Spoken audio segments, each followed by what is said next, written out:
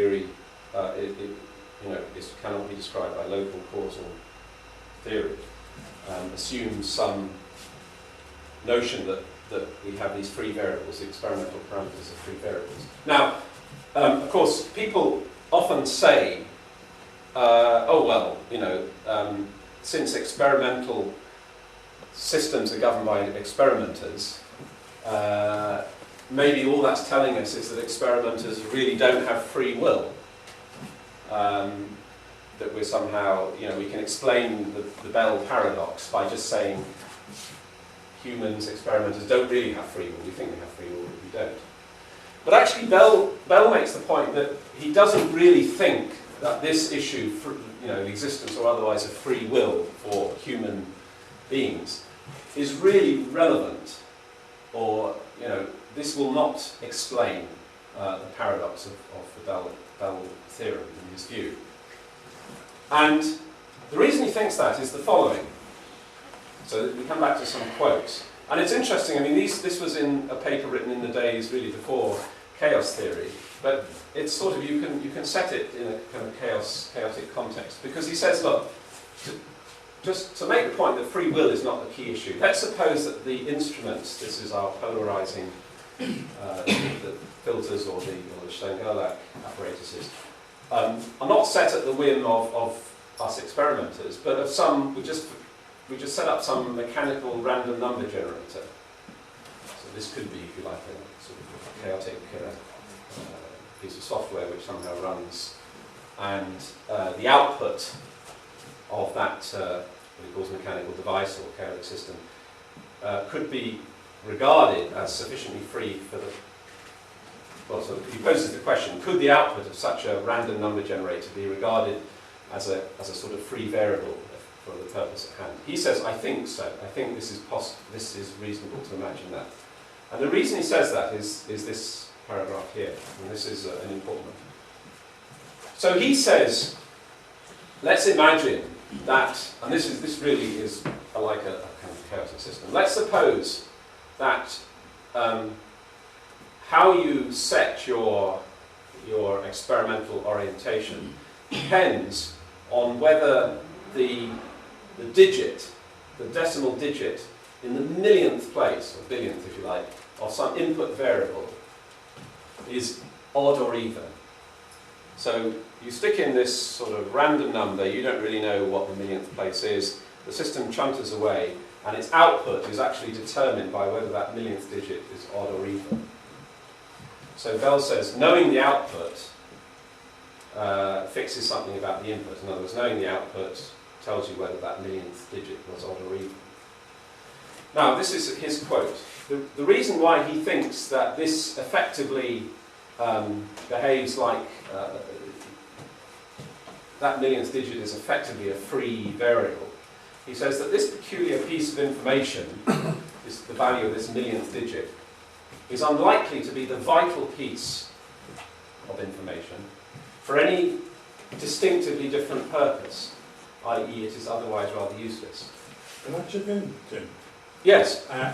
My problem with that is... Well, this is Bell. I'm quoting from Bell. I know, yes, yeah. This is not maybe you're going to say exactly what I'm thinking, but my problem with that is that you've still designed an apparatus which, according to that model, has only two settings. And that, the possibility of just those two settings is not random. Yeah. And given that you're talking about non-locality, right, ultimately, it isn't excluded in principle that the fact that for a year you've been building this apparatus so that it can have just those two possibilities in a non-local way communicates its information to the system you're going to study.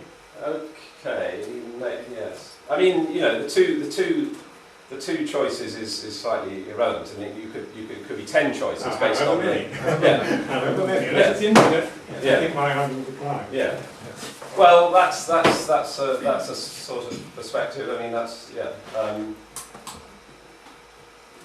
okay. I mean, my take on it. Sorry. No, I was just saying very quickly. The point is, which is precisely the thing that Bell is stressing here, and you're stressing, is what the philosophers call failure of counterfactual definiteness. It's nothing to do with free will as such. Yes. Yeah. I mean, he's trying to get away from this issue about free will. Oh, sure. And just Okay. saying, Yeah. here's a mechanical device. And he's saying, look, that millionth digit, I mean, is not serving any other, according to his intuition, is not serving any other useful purpose in the universe other than for setting the output of the orientation of the stern galaxy. In other words, he's saying the universe would function just as happily in every other respect if that millionth digit had been even when in fact it was odd. That's his Which is what is intuition. meant by counterfactual. That's exactly what. Yeah. Yeah.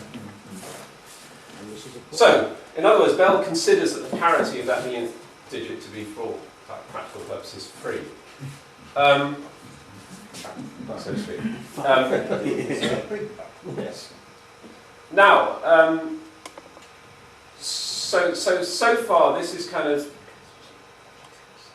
what I'm trying to do is this is kind of justifying the existence of these free variables in a way which has got, tries to get the human and these kind of philosophical nightmares about free will out of the argument.